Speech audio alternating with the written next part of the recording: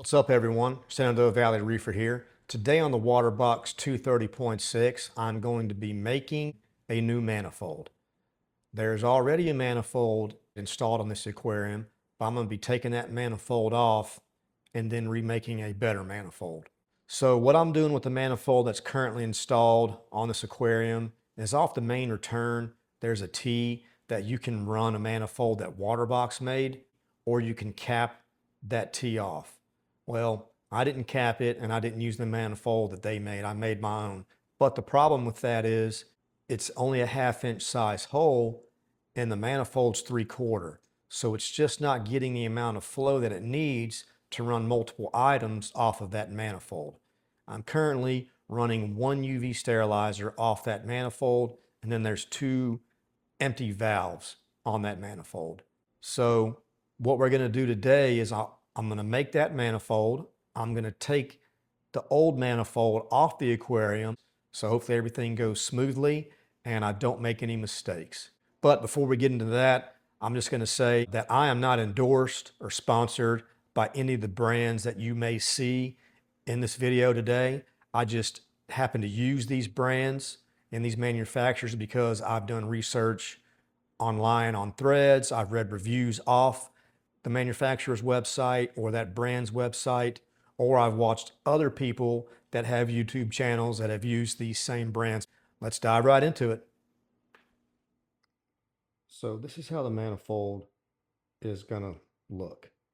So the secondary return pump's gonna feed here into this check valve, and then on top of the check valve, I'm gonna have a gate valve. The check valve just prevents siphoning when you cut the return pump off, and this gate valve just also prevents siphoning. That way, when you take the check valve off to clean it, you just close that gate valve. You don't have to worry about anything siphoning. So each one of these T's and this 9 is going to have a gate valve like this coming off it with a barb. And this is just an adapter right here because I buy the threaded gate valves. That way I can reuse them. If you were to glue it on and decide you wanted to rework your manifold, not only would you have to buy all new T's and 90s, you'd also have to buy new gate valves. And the gate valves, they're what is expensive. So if you get the threaded ones, you can just thread the barb in and thread that in. Once you get this piece threaded into the gate valve, then you glue it in there. That way you can ensure that you have the gate valve facing the direction that you want it to face. So the gate valves make it easy to control how slow or how fast the flow going to that particular item is.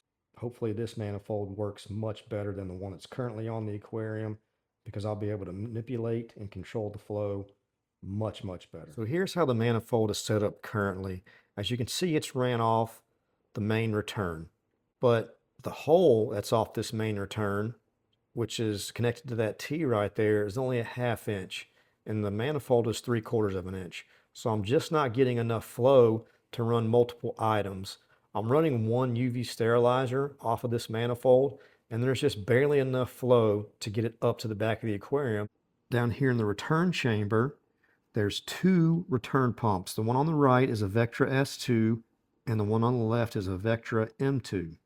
The Vectra S2 is running another UV sterilizer that returns water to the back of the aquarium, but I'm running that one at a little bit higher of a flow rate, trying to help control algae. The Vectra M2, that's my main return that returns water back up to the aquarium.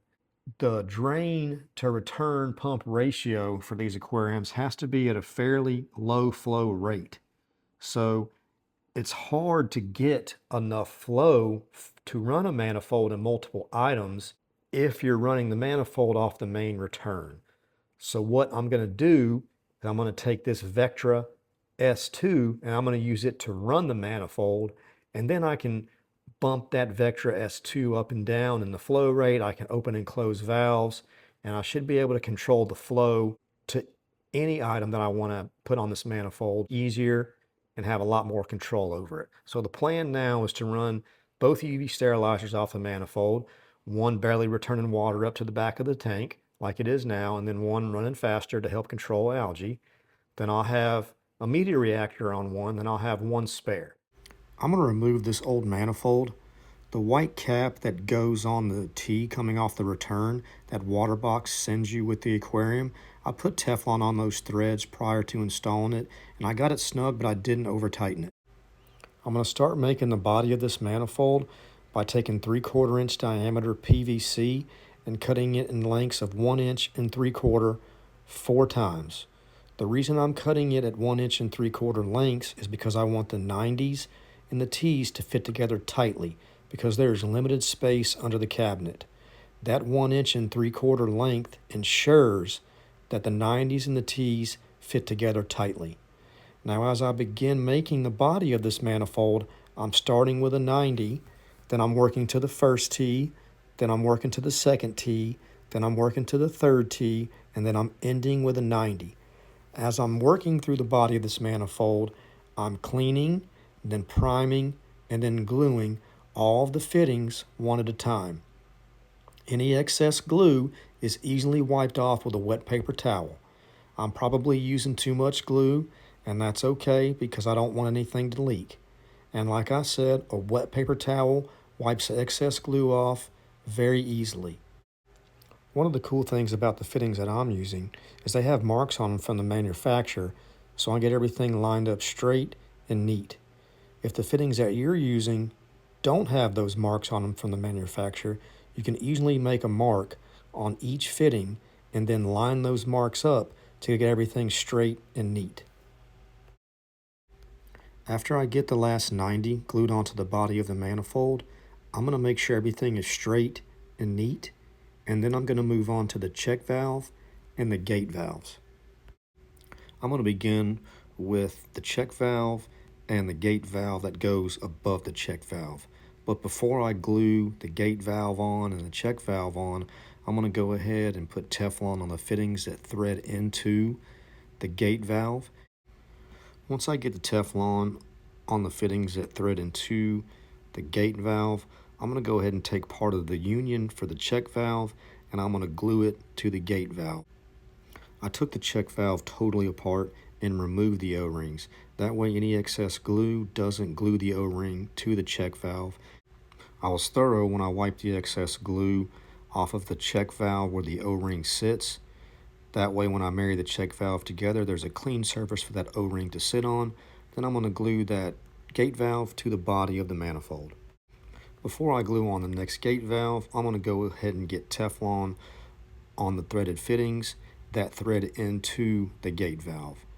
One of them is a barbed fitting that's going to come off the bottom side of the gate valve, and that's going to be where one of my items connects to the manifold. And then after I do that, I'm going to go ahead and get this gate valve glued onto the body of the manifold. Before I can get any other gate valves glued onto the body of this manifold, I'm going to have to take the old manifold apart because I am reusing 3 of those gate valves. The easiest way to get that flexible tubing off is just carefully cut it with a sharp knife. Then I'm going to cut up the body of the old manifold, take the old gate valves off of it. That way I can reuse those gate valves for the new manifold. First thing I'm going to do here is get Teflon on these threaded fittings. Then I'm going to get these fittings installed on the gate valves. I am going to get these fittings installed pretty tightly on the gate valves, but I'm not going to over tighten them because the fittings are plastic and it's possible that the threads could strip. Once I got all these fittings on here, I'm going to go ahead and do a dry fit with the manifold. I'm going to slide the gate valves in and make sure they're fitting good, put the check valve on, make sure it's good. Then I'm going to actually go look at it in the cabinet because space is limited, and now would be the time to make any adjustments if they were needed. I'm satisfied with the dry fit, so I'm going to get this manifold taken back apart and get ready to glue these last 3 gate valves onto the body of the manifold. I want to clean, prime, and then glue these 3 gate valves onto the body of the manifold. I actually ran out of memory on my phone right here when I was gluing these last few gate valves on the manifold. I'm sorry about that. I installed the last 2 gate valves on the manifold the same way I installed the first 3 gate valves on the manifold. Here I'm just getting the check valve nice and tight, and then I'll show you what it looks like installed under the cabinet. Here's how the manifold looks installed under the cabinet. Here's another shot of all the plumbing hooked up to the manifold. I've been using it a couple of weeks now, and it's working out really, really well. Thank you everyone for watching. I really appreciate it.